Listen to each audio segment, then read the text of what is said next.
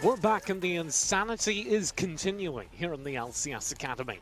My name's still TJ, joined by Coco Dambly.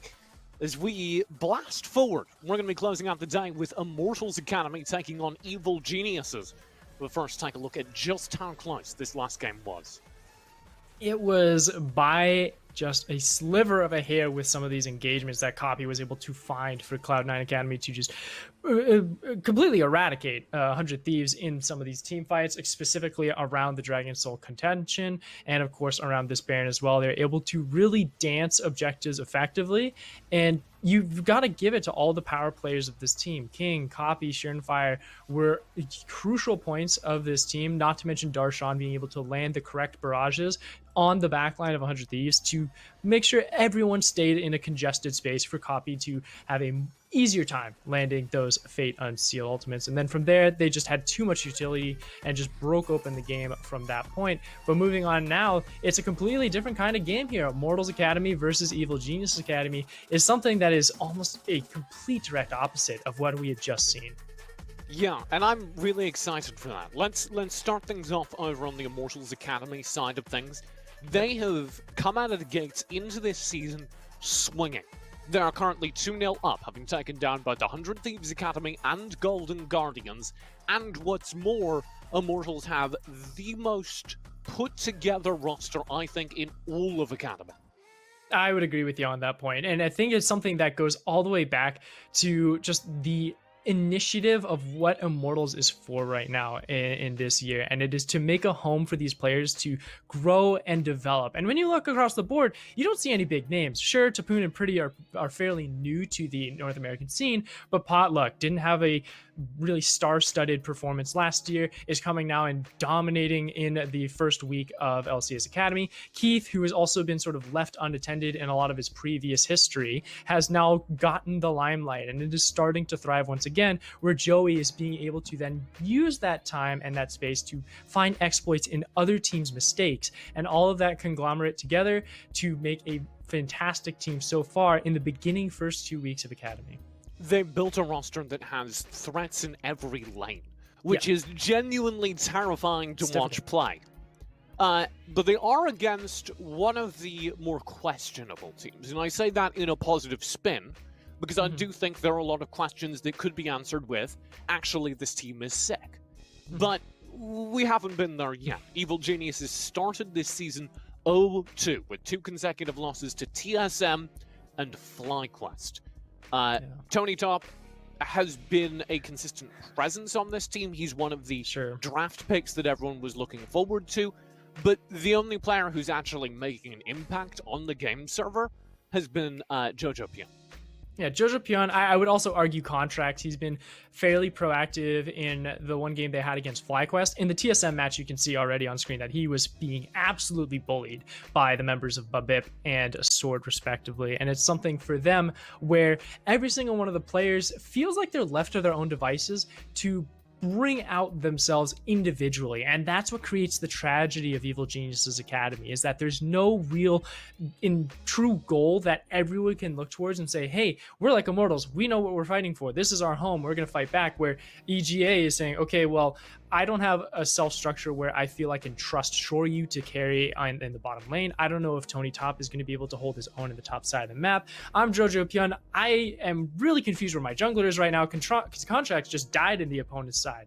And it's all of that different chaos where even though they've been holding close to both the game that they had in TSM and FlyQuest, it was still close games for the most part. They never felt in control, and it felt more at the whims of their opponent than it was in their own hands of fate. And I think there is a very strong story about coaching and leadership that we maybe can start to build around the Immortals side. This is newly the roster of Coach Jensen Go. I believe I'm saying that last name right. Who previously was the head coach for Evo, Splice, Legacy, and most recently Resurgence, who did get relegated from the PCS, so that bit is great. But everything else has been a star-studded history as a coach, and it feels like he's come in and built a team around a central thesis with threats in every lane, yes, but threats that complement each other. Tapoon is a terrifying top laner, But you know what he's really good at? Being left on an island and doing all right. And on the opposite side of the map, where are those resources going? Why is that an island? It's because Keith is an AD carry who kind of needs resources to get out ahead. But once he does so, it's huge, and Keith is finally getting to display how much of a carry he can be with the effort of an entire team behind him, especially when you have a mid laner who likes roaming as much as Pretty, who is constantly being that secondary jungler, feeding even more resources into that bottom line. Yeah, and that's what I'm just loving to watch about Immortals Academy, of what Jensen Go has created. And you can go even further outside of the Rift as well, where Jensen has been trying to make sure that he can be interactive with not only his Academy team, but also the LCS roster as well. He's got his fingers in there trying to learn as much as he can from that side of the organization, because I'm going to go a little bit above. I'm going to go to Mount Olympus here for Immortals, in a sense that you've got to give a huge shout out to the structure and the ecosystem that Mike Schwartz is now creating in there. Like, this is something that, yeah, his little promotion meme on Twitter was a little bit of a little fun banter, punching and kicking Scuttle away, but showing that, hey, I'm creating a home for these players, I'm creating a goal and an initiative, and under that banner, everyone else is starting to thrive and show their true colors. And you look across the board and you're saying, okay, this is Immortals now sort of completing their first arc as a team, where EG is just getting started, getting out of their level 1 stages. Yeah, hashtag live evil doesn't get you Academy wins. Yeah, but the Schwartz does, so believe in the Schwartz. And that has been the story of... I actually don't know how to segue off of that. That has been the story of Evil Geniuses, as despite the fact that they do have a number of talented players, they do have a number of promising rookies, they haven't been able to put anything together in the server. And I want to highlight that seems to be all around the team play, because you can watch these laning phases and EG will at the very least trade even. Jojo Pyun has consistently not just traded even, but won mid lane. So where is the missing step during week 1 between, hey, we're winning lanes repeatedly, and by the way, we're 0-2? Where is that disconnect? The disconnect, you can start looking into the mid-game performance of these teams when you start to break out of the more individual focus points of saying, all right, this is just a game of solo queue, I'm going to be focusing on my lane and trying to invest in my own win condition for each player individually. Like you mentioned, Jojo Pyun has been able to succeed in that performance. But once you break out, you get more into the macro style of preparing for objectives, making sure that you're sort of holding hands with vision control, tempo movement, and then reset timings. That's when the side of Evil Geniuses starts to fall apart. And the biggest and the strong, like the weakest chain in this link is Mystique's on that support. He had a very poor performance in week 1, went 0-9 on Leona, and had less kill participation than his top laner, who is someone who has been left on an island and has not been able to participate. Yeah, I think that is a very good identification of how the two sidelines are kind of not accessing the team fights. And it identifies that, sure, maybe Jojo Pyun's winning lane, but he's not had the team play around him to make the actual team fights work once we get out of that. So we'll head into the draft. EG have had a couple of days to reset their roster, come into week 2 strong, and we will see how it paid off as Immortals look to keep their 2-0 record rolling. I think they currently are everybody's favorite here in Academy. 100% agree with you on that one. Though, going into this draft, this is where Evil Geniuses Academy can sort of answer a question, or at least have a temporary answer to their lack of identity of saying, all right, let us create a composition that is simple, it's traditional, and everyone understands their individual roles accordingly. So might be a little bit more solo queue-esque in the sense of top to bottom, but it's something that might be a initial step going against a titan of a team that is Immortals Academy, who will most likely have a lot more to work with, not only in a flexibility of champion pools, but in the draft as well. You want to see something like actually the last game we had, where we got Copy in here and we said, hey Copy, what was your role in this composition? And he was able to identify exactly what he was trying to do, exactly how he fit into the rest of the composition. You want to see that for EG, and that's what it has felt like has been missing. Yeah, that's what we're going to be looking for. And going ahead and okay, B1 to Leah, that is something where I'm going to sort of touch back on what we were talking about at the beginning of the day, where Talia has been cursing a lot of these junglers in Academy, where you sort of get yourselves in these awkward positions. You know that you need to be pinpoint accurate with your Weaver's Wall to sort of create that divide to separate your opponent. And going up already into a blind setup and seeing Kindred on the other side, who can easily just hop the wall if they so choose, and also having the TF already locked in for Pretty. This is something that you got a comfort pick for Pretty. You can start to create a very structured game plan with these two players. All I'm looking out for is a top side for Tapoon or Keith, where they can start to rinse and repeat dives. I think it's a very good way to paint this, because EG don't really get anything out of that Talia. No. By default, you're looking for a team fight comp, you're looking for a composition that functions well together. I'm not seeing that yet. We'll get Renekton and Kai'Sa to follow up. This is feeding more into Immortal style. Like, you have Renekton top side, cool, that's great, but Gnar is still available. You can still play that weak side of the map. You can play an Ornn if you want to just hang out there and then continue to just say, you know what, it's okay, we can just play the safe side, focus Keith and Joey, invest all those resources from Potluck and Pretty, and that's the obvious answer. You don't need to complicate it any further as Immortals, picking up that Gnar for Tapoon. And again, you can see, like you were saying, Immortals are perfectly happy to leave that Renekton-Gnar matchup going. Tapoon is good enough to probably win it, and if he doesn't, they're not relying on him to win it. Exactly. And what they built for the rest of the team with a roaming Talia, you better hope that Talia is more relevant in bot lane skirmishes than the Kindred. And that doesn't feel like a safe bet to make. No, it's something where I look at the draft right now and I'm saying, if you wanted to create an obvious win condition for Evil Geniuses Academy, I would have B2, B3 Camille Galio. They're still available right now. It's an obvious win condition that you can approach on, and it also complements what Tony Top had picked up in B1, which is that Talia. So you have that top dive focus, you can create that Camille engagement composition, and it's something where everyone starts to understand their role respectively. Going Renekton Kai'Sa, it feels a lot more solo QS. People are being a little bit selfish here on Evil Geniuses Academy, and going into the second phase, all I have is concerns. Well, it does offer maybe a potential teamfight win through the Kai'Sa. But the problem is you're promising that this Kai'Sa is going to win versus the lane that Immortals is putting everything into. The lane where, let me check the stats, Keith currently has a 28 KDA. And again, that number doesn't necessarily mean much because they've won 2 games and whatever. But the point is, Keith is the carry for this team. They are putting all the resources into that lane, and EG are challenging that head-on so far.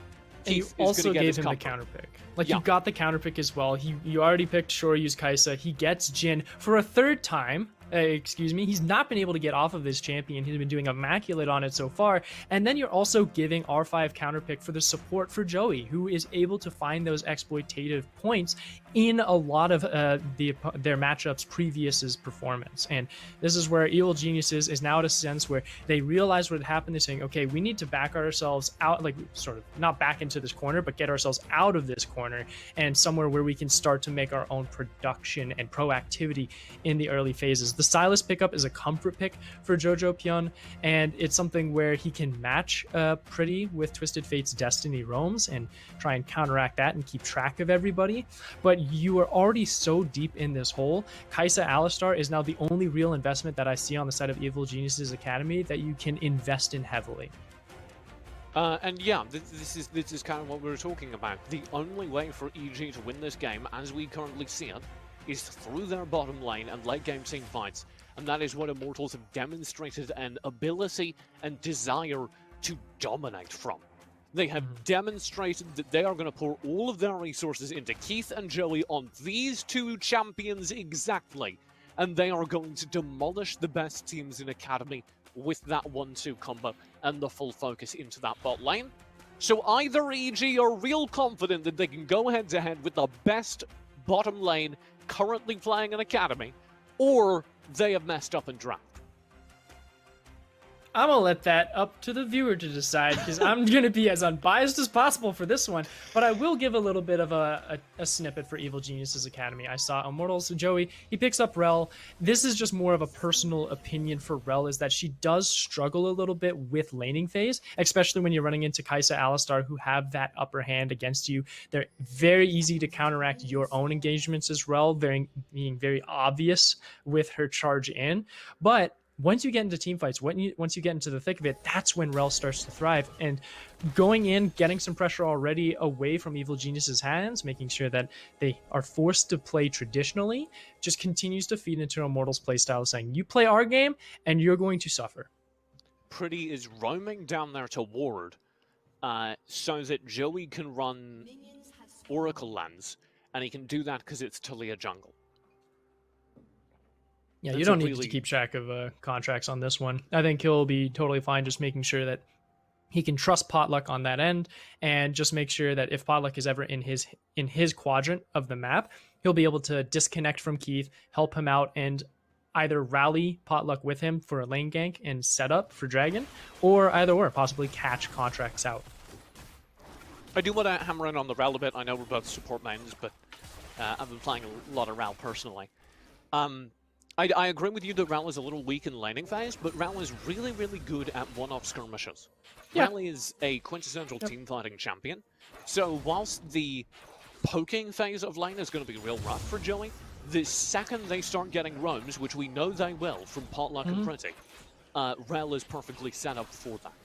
Yeah, it's either Joey and Keith are going to be able to break out of the lane of Shoryu and Mystiques, or it's Pretty and Potluck who are going to hit that level 6 power spike with their ultimates, and that they are going to bring the fight to them instead. And either of those effects is really beneficial for Immortals, where Evil Geniuses here, if they're able to find some advantages in the pre-6 phase, where they get some really good priority in their lanes from either Tony Top or Jojo Pyun, and then start to try and get at least some control of vision in the river to where they can keep track of Potluck, they might have the capability to pinch him if he tries to do anything cheeky, like sneaking a dragon or a herald perchance. Yeah, I mean, it is, one is the escape hatch for the paradigm we've set up where EG kind of just lose automatically. It is dominant lane performances. If EG can pull out these lanes, then nothing we say matters. Team comp isn't actually that big a deal. Yeah, it's no worries. Though, I want to go back to like what of your narrative point with Jojo Pyun. Like, he's doing pretty good on the side so far. At least getting some priority there to make sure that he is in hands and in tandem with Contracts, who's just peeking into Potluck's jungle. Yeah, Jojo Pyun has been consistently not just surviving laning phase, but winning laning phase. They're just one of the great tragedies that EG aren't playing around that so far. So far, slow and steady. There we go. There's some lane trading there, but Keith has still have so much pressure, especially with the fourth shot that he was able to land onto Mystiques. Just making sure that the damage sticks too, because Alistar is going to struggle just a bit with how much harassment Keith has been dishing out, and that's one of the more refined nuances of how these lanes are going to interact, is how much of that damage actually sticks for a very long time between these trades. And you look to the top side, not a problem. Jojo Pyun, pretty unhealthy at the moment. He can recall if he so chooses after he goes ahead and catches this wave that Pretty pushes in. And then with Pretty's reset, you don't need to exchange TP for TP. This lane's pretty neutral, as there's still more fights in the bottom lane. Mystiques will headbutt Joey underneath, needs to burn the flash. Joey very, very low. Shoryu gets first blood. That is exactly what EG needed. Immediately after weed out their bottom lane, they started off with a win over aggression from Joey is punished by the Evil Geniuses. And let's look at that again. Joey seeing if he can find that crack in the armor of Shoryu and Mystiques, but he is the one that gets caught in the bear trap, and they're able to shove him back under turret. He takes that turret shot as well, and with the quick disengagement from Mystiques, it's all Shoryu's game to play, and he's able to take down the member of Joey from Immortals, getting that first blood, and that's what we were looking for, getting some pre-6 attention into the lanes of Evil Geniuses so they can at least keep up in tempo once the game starts to break open more. Yeah, the I suppose, other win condition that we didn't even address was, hey, what if they do just win lane? What if they do just knock Keith and Joey out of lane? And the answer is then Evil Geniuses just win, because that is what Immortals have built their team around. Yeah. It is still very solo queue-esque. Like, everyone is still playing for themselves. Contracts is going to try and power farm as much as possible so he can get to those power spikes, pick up the Leandries as it is, and here you go. Joey says, okay, I'm not doing too well in lane, time to get out of it and try and see if I can find anyone else. But at the moment, he is in a tough spot as Jojo makes sure that he forces that Hex Flash. I mean, forces the Hex Flash, I'm not sure.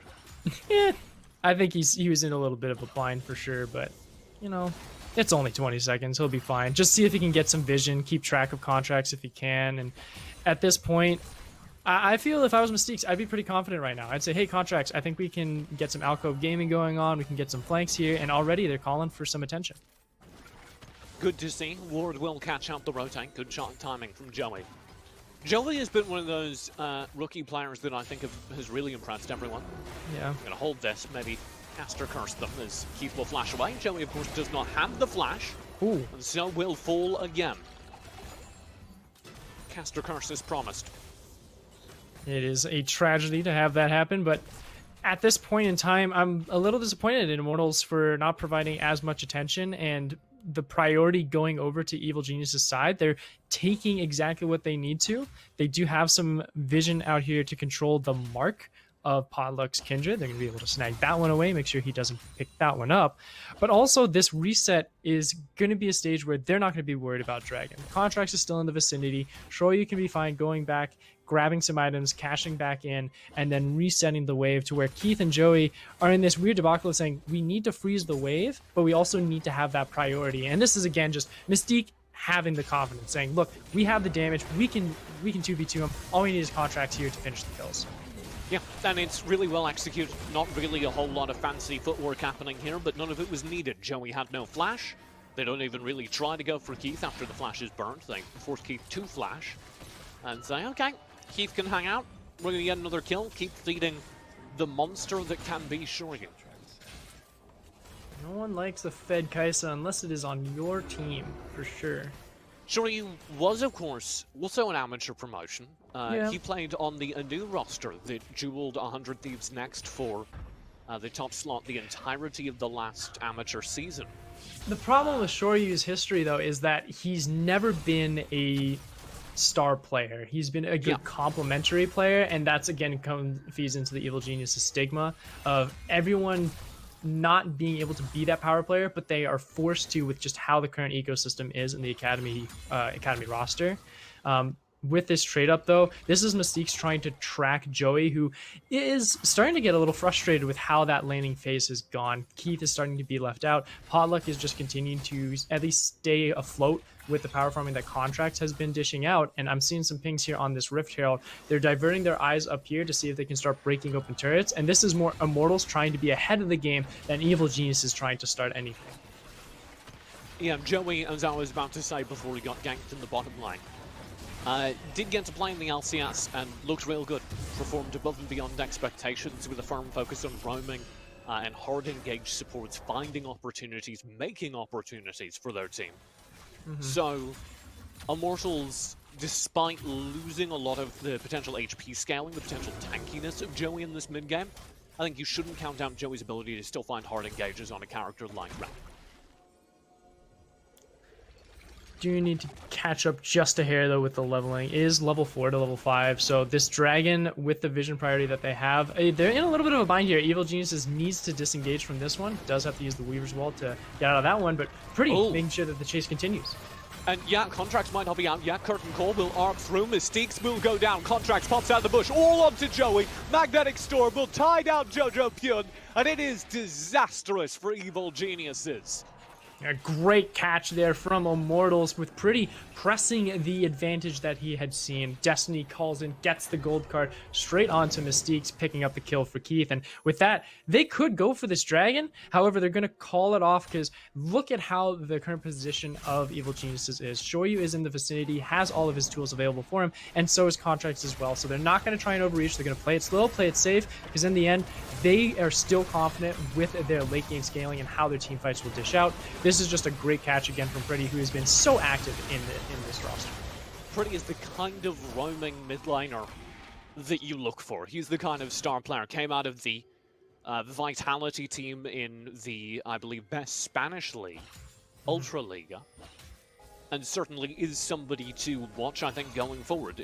We talked to him on the first day of Academy. They won their game, and I sat down with him afterwards and said, how long do you intend to be on Academy? And he said, I'm going to be in the LCS by next split. That's ambitious, I'd say. Oh, So he's far, the making record a backs good him up. argument for himself. Yeah, his argument is strong. However, it's now a question of more of just Immortals' org of transitioning up to that point, because he's got some big shoes to fill if he wants to get to that LCS position in a hasty manner like he is so boasting. But at this point, it's more focused on how well he'll be able to continue that pressure throughout the Academy season. And one person that we continue to sort of forget, which is a great thing for Immortals, is Tapoon, who has been doing absolutely fine and dandy on this Gnar and is making...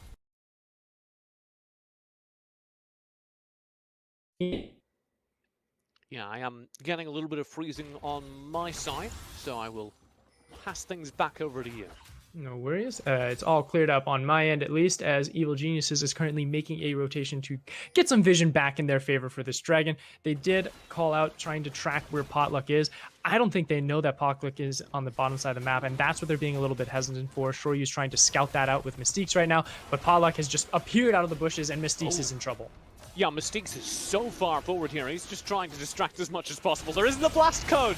Flash over the wall. Joey Hart engages. Magnet Storm drops. Shoryu, no HP, even through the killer instinct. I do not know how Mystiques has made it out this far. Ooh, he will eventually be shut down. Keep claiming the kill.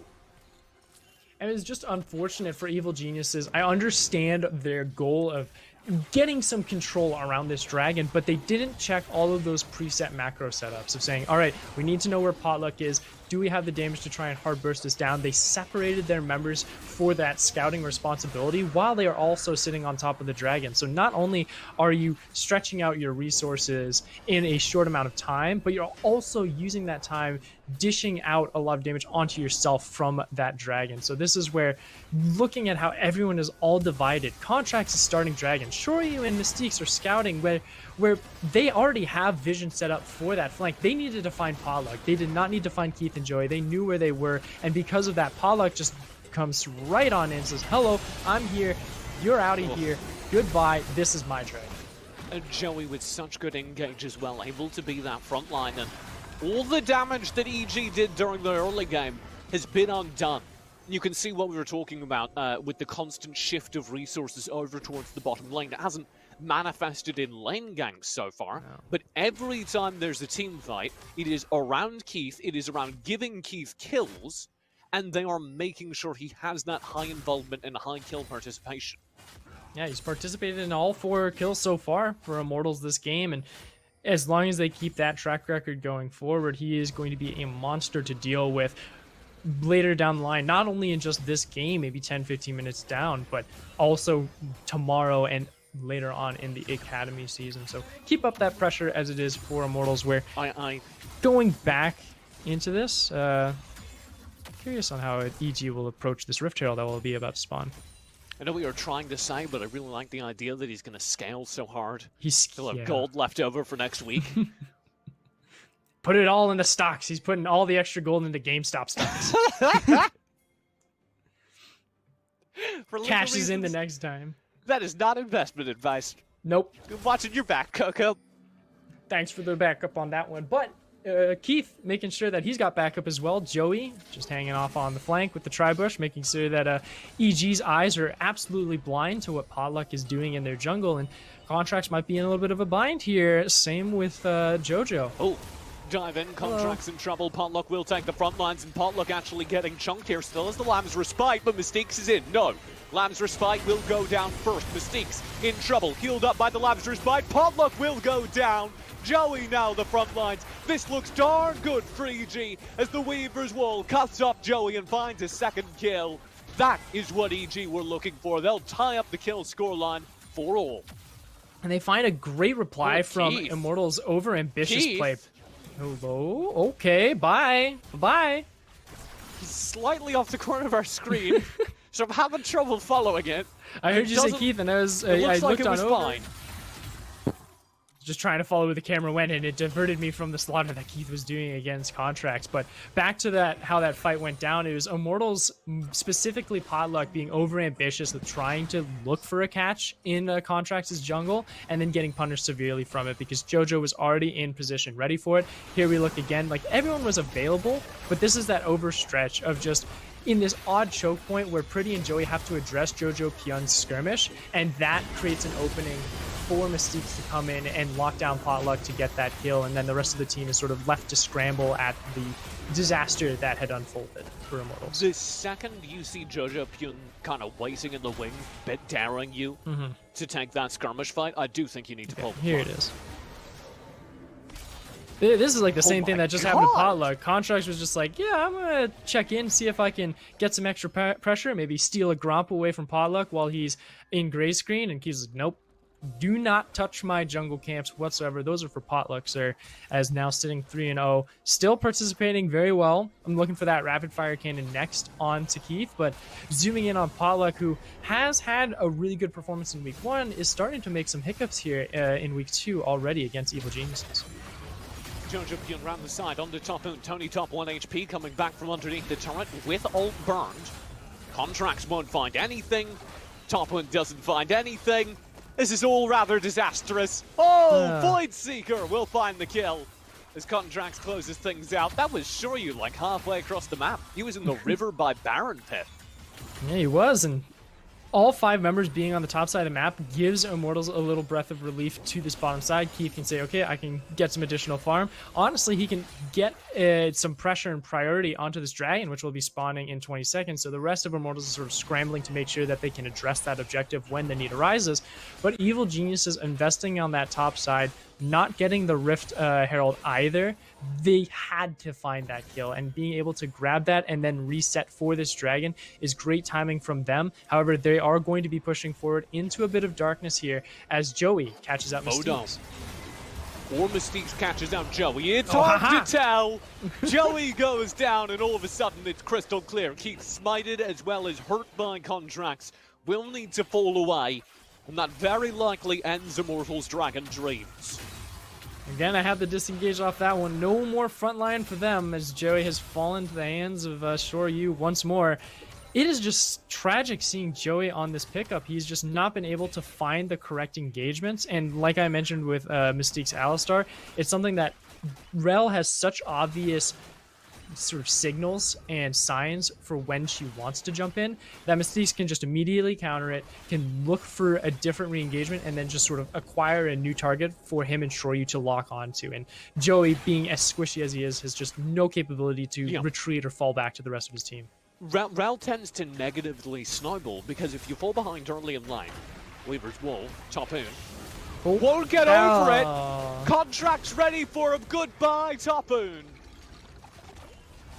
That was just an early call, early hop there from Topoon that just forced him to fall to the hands of Contract and Tony Top. And this gives an open lane as well. This is just reaping the rewards of some slight micro mistakes that Immortals' roster is making. And Evil Geniuses is just biting at their heels left and right. The Shoryu Mystiques kills that they were able to find in the early laning phase. We can look at this one once more where Joey says, hey, I've got 3 minutes to help me out, but where did my health go after those 2 seconds? Contracts just absolutely obliterated him from that bush and gives them the dragon for free. And this is where, even though Immortals is coming in, hold on, we have a fight. Joey in the front lines, caught out dead again. 1-for-1 trade though as Mystiques goes down. Both supports dead. No more information to report at this time. Okay, we'll have to see how that fight started once more. I'm pretty sure it's the same thing of what we just saw in the replay where both of the supports caught each other in their warning manners, and then immediately the teams just snapped on top of them. And I was going to talk about the point of how Immortals, even though they have a composition that is very easy to understand, they're running into these weird hiccups of this solo queue-esque Evil Geniuses that every single one of the players are playing hyper-aggressive because they're playing for themselves and for their own leads. And Evil Geniuses are making it work, which is different from previous games, right? This is a better look for the team, and if I had to pinpoint a single thing that's making it come together, I would say Contracts all the way. He is the glue that is making all 3 lanes come together into a cohesive whole. despite them, as we criticized during the draft, not having a super clear win condition, despite them not always being on the same page in these team fights, Contracts has been able to corral these opportunities for his team. I'll touch back on their match against FlyQuest as well, because Contract had been that player who sort of helped keep the early game afloat and in contact with each other. So this was actually Mystique catching out Potluck, who was trying to sneak away that blue buff. Does step in a little bit too far. Joey tries to find that exploitation, and both of the teams sort of jump on top of the two targets that those supports called out for. Makes it a trade for trade, unfortunately, for Mystiques and Joey losing their lives, and no one really finds an advantage out of that. But to that end, this is still something where Contracts can still hold tempo, can still try and make calls where he can around these objectives.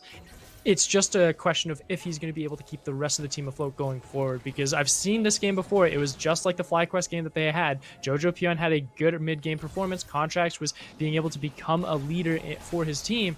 However, there's still some falters that can arise if Immortals is able to look for it. Yeah. The real test is still in these team fights. We were very hard on Evil Geniuses during the early game, and that is because it is so easy to pinpoint that as a problem when their individual lanes are so good, when their players are so promising. Of course. They do not have the damage for this. No, this is more baiting of a Baron than it is challenging anything whatsoever for objectives. We also know that the Dragon's going to be up in the next minute, so even trying to challenge that Baron where you will lose that fight because of how much damage you'll take, you also lose not only that objective, but the Dragon as well, which is that Infernal Soul, which will really ramp up the damage that Keith and Pretty have been dishing out this entire game, not to mention Pollock with the press of the attack Kindred, who is just buying that rune uncertainty. So, as I think was underscored there, it is really easy to see EG making macro mistakes and that undermining what is a good roster. And that's, I think, why we're both a little harsh on them, because there is clearly something here. This is a good team of good players. Case in point, this game. And yet it is consistently fallen apart so far. This game, maybe the turning point on that, as Keith marches forward here in mid lane, scaring back the EG members. They know something's up. I don't think they knew how many members were in that bush, but well, they know Dragon's because up. All the while, EG, as you say, are grabbing that Drake. This is going to be a successful pickup for them. I think this Drake is in their pocket. An acceptable loss for Immortals. They can see Pretty on the top side saying, all right, I'm just pushing in, seeing if I can get some extra turret damage on our side of the map here, so we can sort of weaken the defenses around Evil Geniuses. And Jojo Pion, great reply coming in as he was able to really help shove away Pretty. And that is exactly what his role is going to be, is to sort of temper and almost kind of domesticate this split pushing style that Immortals is going to be throwing at them. He's going to have to answer Tapoon's Gnar. He's going to have to answer Pretty's Twisted Fate, because if you look across, Tony Top will not be able to handle the Gnar in a few moments time. Sure, you got the Sterix and the Gore Drinker ready to go. That is team fighting necessity that Evil Geniuses needs to stall time for Shoryu and Contracts to come online and dish out their damage. So it is up to Jojo Pune to manner out these side lanes for the mid game. And hello, we're going to have to replay that one again, because that's what I was talking about. Tapoon will be able to start taking over Tony Top. Curtain call. Oh, huge stun from Pretty. A shutdown as a result. 2 kills, EG drop, Contracts, EG drop, Tony Top on the top side. And now Immortals are going to be able to grab this Baron, or at least threaten it. There is no jungle to contest for 20 seconds. I don't know how fast this Immortals Baron take is, though. Jin. It's a 3v5. It's slow-ish, but it's all Kindred damage. Kindred is just dishing out that raw damage here from Kraken Slayer and the percentage throw. So Flash they're going to get Joey, off and they're going in. Front lines into stasis. Jojo Pune will drop into stasis as well, be finished off by Potluck. Nobody dies. Joey very low. Baron will be taken successfully by Immortals. Jojo Pyun, ambitious? I'm not going to agree with it, though. That was something that it felt like a selfish play, saying, I think I can turn this game around if I am able to find the right call here, the right catch. He goes and grabs the Mega Gnar ultimate, but immediately gets turned on by Joey and Pretty. They just immediately lock him down. Keith turns his head, fires the shots, takes him out. And this is where, even though Immortals has a slow Baron. They just need Potluck on it to do that DPS, to just whittle it away. They can turn, take out the rest of the members, and this is that replay of what we were looking for from Tony Top. Pretty goes down here, plays this fight perfectly, by the way. Then goes, oh, I spot an opportunity, runs up through the river, finds a second gold card stun on the contracts this time, and gets Immortals their Baron. He is really making a name for himself on this roster. It is insane how well he is playing today. And this is what we were talking about with the comfort pick that is Pretty's Twisted Fate. He has been able to just be constantly active. He doesn't like laning phase too much. He just wants to be in the thick of it and creating fights and creating pressure elsewhere on the map. And now sort of being forced into this middle lane, Evil Geniuses don't have the wave clear to keep up against this oppression that is this Baron buffed Immortals. And you can see Keith, you know, benefiting from all the resources that have been dumped onto his pocket. Just chunking people now. Curtain call, contracts into stasis. Joey round the flank, instant CC, magnetic storm will find the kill. TPs into the backlines. It's Mystiques and Tony with a deep dive. The Potluck ultimate will slow things down. Lamb's Respite buying a lot of time. Keith and Co can regroup. But they've already lost Joey, so they need to find this turn without HP on the front lines. And Tapoon's got the kill. Jojo Pyun in this stasis, so far forward, will be hunted down, is able to get away, but Immortals win the team fight 2-for-1 on the trading cards, and with another turret to their name. And Mystiques had come into that fight way too late. Tony Top and Contracts were trying to create some sense of chaos for Immortals to get mixed up in, but Immortals having their heads low, keeping their heads to the ground, understanding who they need to focus upon that fight, making sure that they can stick on top of Keith and give him the attention that is needed for him to just dish out a massive amount of damage. Also a huge shout out for Pretty for always looking for those peak opportunity gold cards to stun Contracts from dishing out any of that burst damage that Talia is known for. Yeah, you could see just that full engage be completely stymied. Joey finding a sick opportunity and timing here, must be said. It's a good catch. This was that late call for Mystiques, and Tony Top, they know what they need to do, but it's all the rest of the members of Immortals saying, look, all we need to do, protect Keith, keep back peeling for him, because there's no way the rest of Evil Geniuses will be able to get through to this choke point. And it was just a wonderful play from Immortals to just take over that fight and continue their tempo. And we're right back into it with Mystiques running away.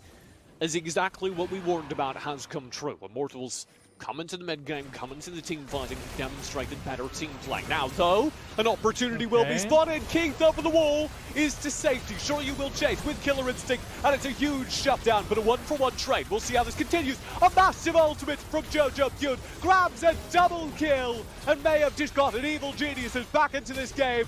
Joey is surely dead as well, as EG find a single opportunity and stretch it into 4 consecutive kills.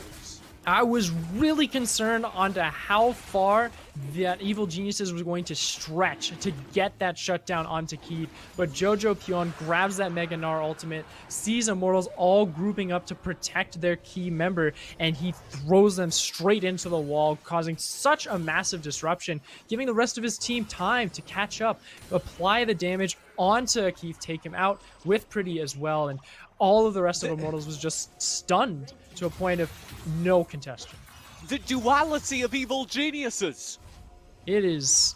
I think this is just... The solo queue composition that they've cooked up has been getting away with so much that I am really being harsh on Immortals here with how much they've been giving away. Like, Contracts, Mystiques, this is a great call on them to try and get onto Keith and force the summoners, but look at how far they stretch to get onto him. Jojo Pyun grabs that Mega Gnar. Don't worry. It's like... It was just the right call, and every single member read it right. Every single member of EG individually made a sick call and a sick play. One after the other. Every single player stepped up and did a little bit more than they should have been able to. And that is a testament, to be clear, to the skill of the Evil Geniuses roster. Yep. But it is a... Oh, goodbye, Potluck. Is it though? Over the wall? Yeah. No. Easy kill. It is a worrying sign, I think, as well for Immortals, who should not be struggling against that. Like you said, it's something where as much as we want this team to develop as a cohesive unit, the individuality of all of it has been keeping them in this game for so long. And it's amazing to see how well Jojo Pion is doing. Like, I'm becoming a huge fan of Jojo. I had my doubts here, but he has been really making a great argument for himself. Oh, hello. We're opening things up again. TP in the back lines. The waivers. Contracts cuts them all off. You're going nowhere. The saloon door is closed, and we are not taking any more customers. A deep dive into the back lines from Jojo Pion. He will isolate Pretty and Topoon, zone them away from the Baron. With 3 kills in the pot, it is time for EG to start cooking. Yeah, but Immortals still has a chance to reply. This is a slow walk for Evil Geniuses to get to this Baron, and this is a great call from Pretty of Topoon to pressure this bottom inhibitor while Potluck has just respawned. He could sprint down to this Baron, but he says, no, you know what, we can give it to them, allow this pressure to happen. This is going to be an interesting chase off of this inhibitor from Evil Geniuses to try and force away Topoon and Pretty. Topoon and Pretty see the pressure elsewhere on the map, drop a hashtag live evil of their own, shove in the mid lane, take a turret, won't get anything more. Check out this Weaver's Wall. This was just a wonderful call from Contracts, getting all 3 members into this death pit, and a 3-man knockup from Mystiques. Every single member, this doesn't feel like a team that is planning this. It is a team that is reacting to each other.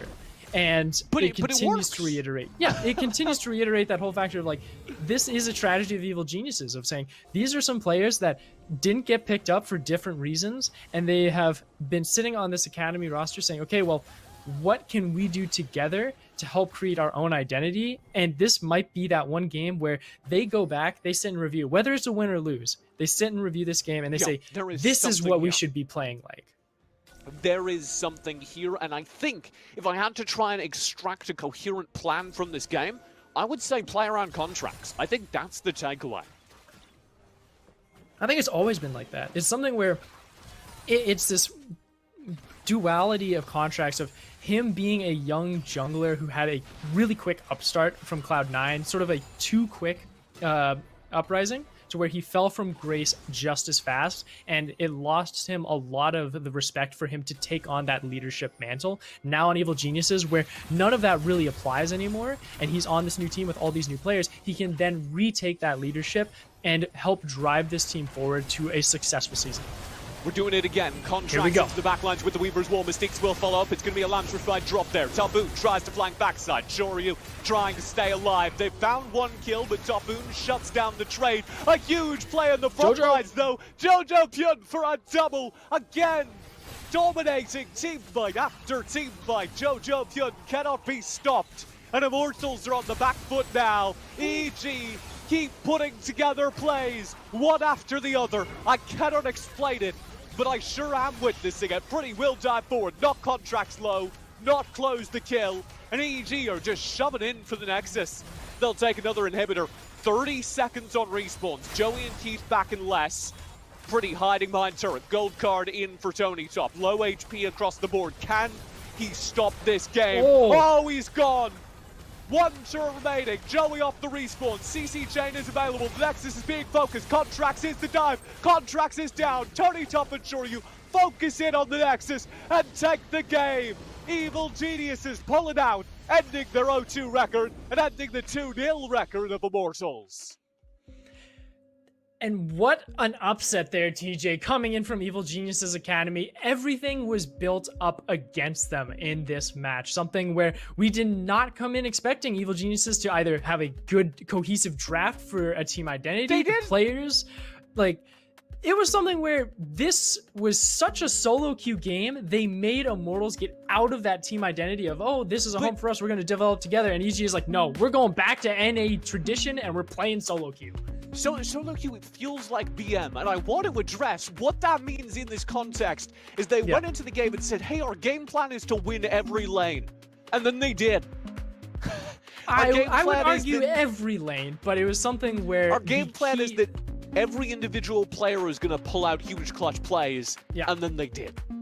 And it was something that you do see on a regular basis, especially with how these players are. Contracts has broken the Talia curse in Academy, has had an immaculate performance on that, and it was something where it is showing that each one of these players is a prospect for teams to develop. Maybe not all together, but it's something that they all have those individual tools. And that's where Shoryu being able to find this final understanding with his support of Mystiques, being able to win that lane on the bottom side of the map, shut down Joey and Keith, who have been dominating in week 1, and then Jojo Pion, who has been consistent from the start, where he has been able to also assist contracts with his calls and his macro setups, and then be able to find those weak flanks and those exploits in the ranks of their opponent. And it was shown there in that Mega Gnar replay where they really stretched to shut down Keith.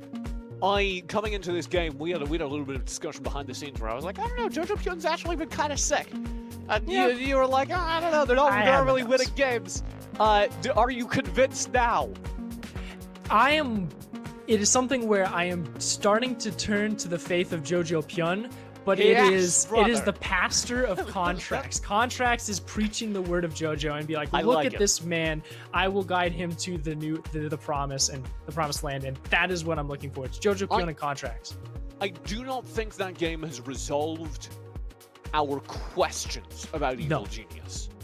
Yeah, I think this Evil Genius Academy team still does not have a coherent identity, still is relying on individual outplays to make things happen, but the individual outplays just did make something happen. They just did take down Immortals Academy, who were previously undefeated, and that is a spark on which I am fascinated to see Evil Genius's build. It's going to be curious to see how that one goes through. Because again, remember how they're going to be going back and reviewing this and seeing how they should be working together as a team to create an Evil Geniuses Academy that will be dominating later down the line.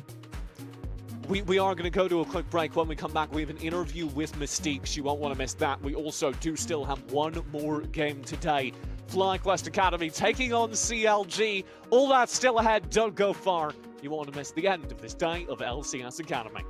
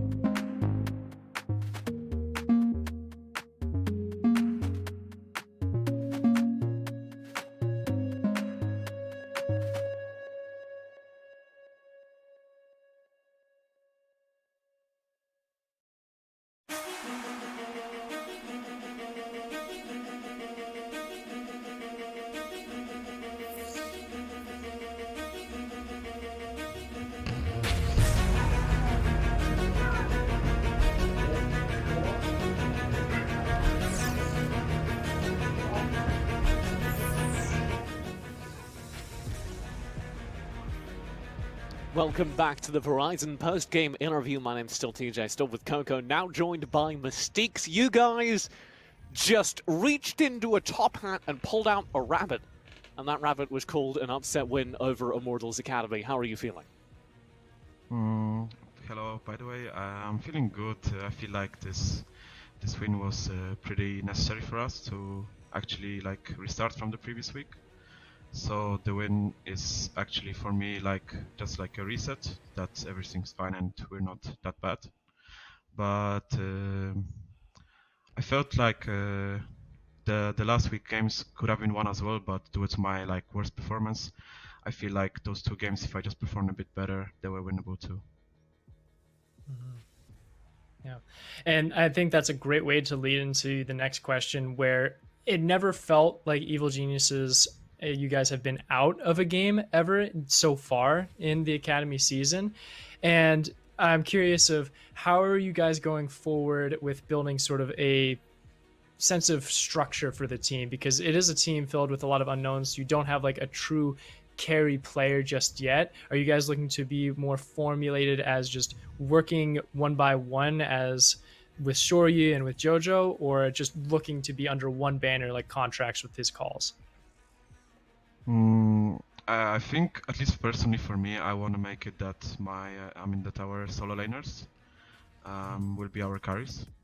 Of course, meta is around jungle at the moment mostly, but the solo laners are important as well, and I personally want to create good space for my solo laners, and this Jojo and Tonya are just really good mechanically, and they are just good, but the only thing they're lacking is some knowledge, and they are missing some information on where to be sometimes on the map. But besides that, if they just have some time with our team and we invest time in them, they are gonna be our carries, in my opinion, our teams, and they're gonna be smashing really hard. I wanna take you towards the end of that game. You guys are receiving a push down the mid lane. Immortals have most of the pressure onto your tier 2, and Contracts, I don't know how, spots an opportunity, comes around the back, drops a Weaver's Wall that just pens the entire team into that mid lane. None of them can get out. Can you talk through kind of how that moment was created and what the conversation sounded like in your team comps? The Kindred, no, there was one person who was dead for sure, and they were disrespecting us in mid lane because it was 5 versus 4 and we had Silas CP, so we were walking out of base that if they are overstaying on mid, we want to fight them because we are 5 versus 4. So if they are disrespecting us, let's just go on them, fight, and we should win because we outnumbered them, and that's what just happened. And Contracts actually, yeah, his wall was super good and they didn't have flashes still up. So he actually made us come back to the game. I also would like to say thank you to our scrim partners from yesterday who actually showed us the Silas into TF and Gnar. I felt like this pick was true 1 versus 9 for the ultimate at least. It was a really good pick, and Jojo just carried us also in some fights. So our scrim partners definitely showed us yesterday something good into the picks they showed. So I wanted to thank them. Oh, great. Very wholesome, and I think, as you said, a very good win for your team. I'm rooting for you guys throughout the rest of the season. Thank you very much for your time. Thank you very much as well. Have a good night. We are going to have a good night, but not quite yet. We're not turning off the screens just yet. There's one more component, Coco. We got to head over to our first game of the day. It got pushed back, it got delayed, and we got FlyQuest Academy versus CLG Academy to close things out. You won't want to miss it. Don't go far. LCS Academy's gone late, but we're going to be closing it down right after this.